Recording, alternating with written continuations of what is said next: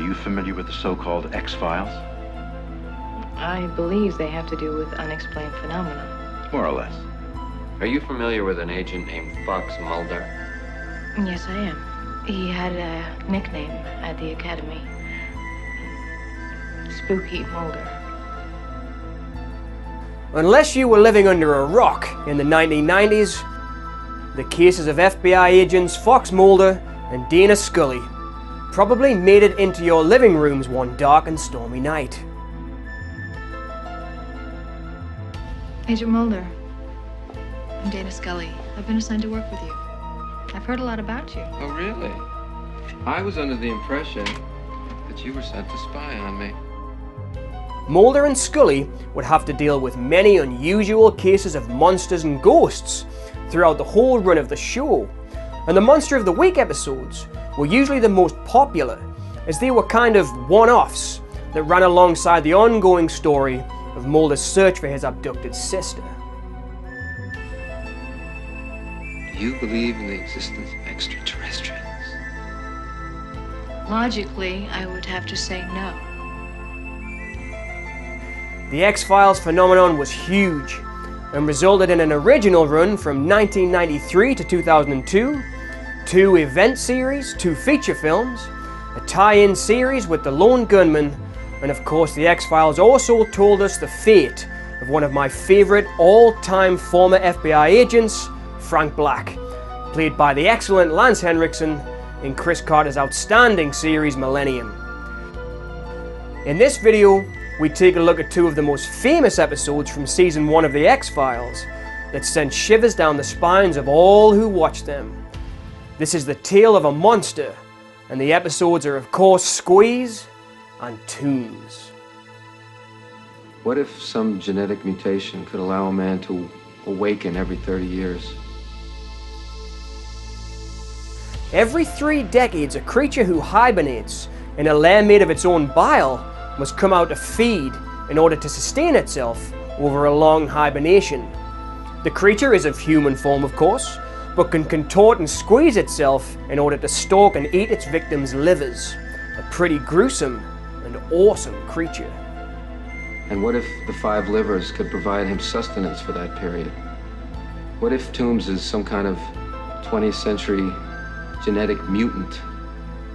Originally aired on Fox in September of 1993, directed by Harry Longstreet and written by James Wong and Glenn Morgan, the first episode in this 2-parter Squeeze is legendary among fans. To this day, these episodes are classed as 2 of the most haunting episodes in the whole run of the series by many fans, and Tooms, played with an absolute menace by actor Doug Hutchison, has become a fan favourite character. Are you suggesting that I go before the violent crime section and present a profile declaring that these murders are done by aliens? No, of course not. I find no evidence of alien involvement. Well, what then? That this is the work of a 100-year-old serial killer who's capable of overpowering a healthy 6'2" businessman? And he should stick out in a crowd with 10-inch fingers. Creator of the X-Files, Chris Carter, has said in the past that one of the biggest influences on the show, and I would go as far as to say any supernatural detective show, is Kolchak the Night Stalker, originally aired in 1974 and starring Darren McGavin as a reporter who investigates mysterious cases of the unknown. How could you explain it? Who could explain it? Who'd believe it? Kolchak the Night Strangler also featured a killer that lived underground and needed blood to sustain itself for long periods of time and killed every 20 years or so, I believe. Very similar to Tooms rising from his lair every 30 years to consume human livers. 5 identical sets of murders every 21 years since 1889? You really and truly expect me to print that story with a corpse that's been running around, strangling people and crushing their necks for the past 84 years? 10 murders, Baltimore area. Undetermined points of entry. Each victim had their liver removed. These prints were discovered at 5 of the 10 crime scenes. 10 murders. Are you saying these prints are from the 1960s and the 1930s? And fingerprinting was just coming into its own in 1903, but there was a murder involving an extracted liver. The origins of Eugene Victor Tooms are pretty dark. Screenwriters Wong and Morgan said he was a mix of Jack the Ripper and serial killer Richard Ramirez, who was funnily enough dubbed the Night Stalker by reporters. Kolchak, is there a similarity here? Ramirez was also known for entering his victims' houses in unusual ways, like a dark slithering snake through small openings. A truly terrifying piece of reality that inspired this haunting character of Eugene Tooms. As Mulder states in the show, all these people putting bars on their windows, I can't help but think it's not enough. A very scary thought. I was actually on the set during the filming of that scene where Eugene Victor Tooms slides down that chimney. We hired a contortionist, a man who could actually squeeze into very tiny places, to do the actual squeeze down the chimney. And then the shot you see where you're looking upwards and Eugene is reaching down and his hand stretches is the magic of the art director, whose name was Michael Nemersky, and the man who did the effect, whose name was Matt Beck, who's done 3 years of the X-Files and did a wonderful job for us.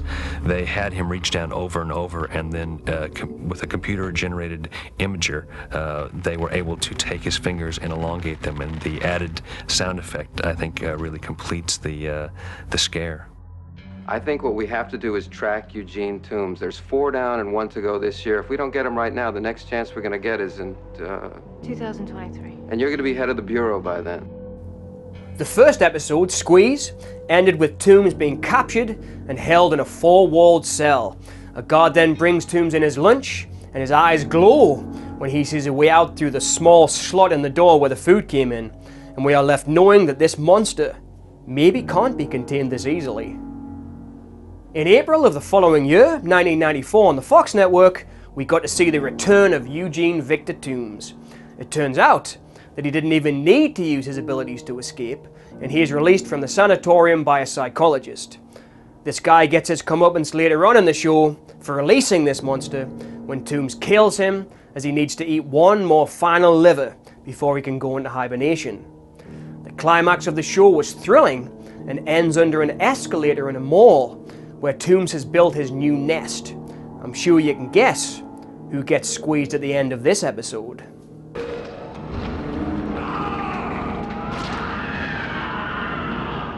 And Morgan had the idea of the escalator squash after he saw the inner workings of an escalator being repaired while Christmas shopping. While discussing the episode, Chris Carter said, "I think David Duchovny was very nervous about being in a tiny confined space with a naked man, to be honest. And I think it made the scare, the creep, all the more real, certainly for David." Actor Doug Hutchison was so pleased with his experience on the show, saying he had had a great time working with Anderson and Duchovny and enjoyed playing the character of Tooms so much that he himself had submitted a script to Fox that was a prequel to Squeeze and a Tooms origin story. But unfortunately, this was rejected. Hutchison said in a Cinema Fantastique interview that when he came back to play Tooms again, the production team were really fried.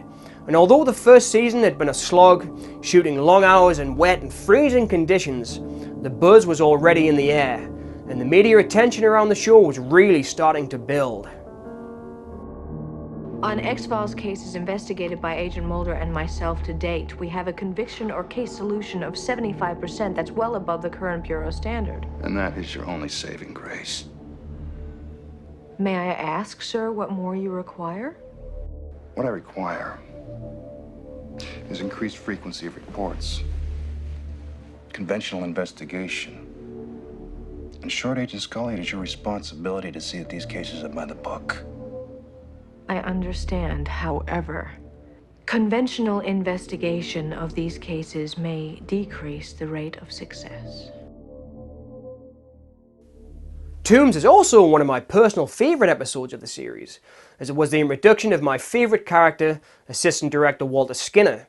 Skinner's story would go on to be a complicated one, but throughout the series we got to know about his past in the military and lots of shadowy operations that he'd taken part in, and he fast became one of my favourite recurring characters. He was played with a dark, brooding mystery by Mitch Pileggi, and Skinner would have shadowy dealings with the Smoking Man, and another favourite character of mine, Alex Krycek, but that's another story. Introducing Skinner was a cool move by the writers, as it kept the conspiratorial storyline going alongside the Monster of the Week episode with great success. You read this report?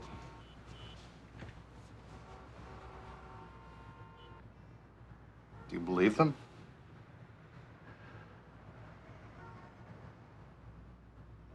Of course I do.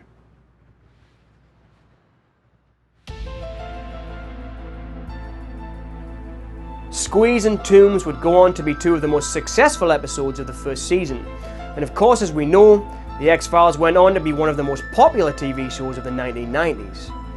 These episodes were the beginning of so much: the first Monster of the Week, the first two-parter, our introduction to Skinner, and of course the real first time we saw Mulder and Scully begin to share a deep respect and perhaps a little more for one another.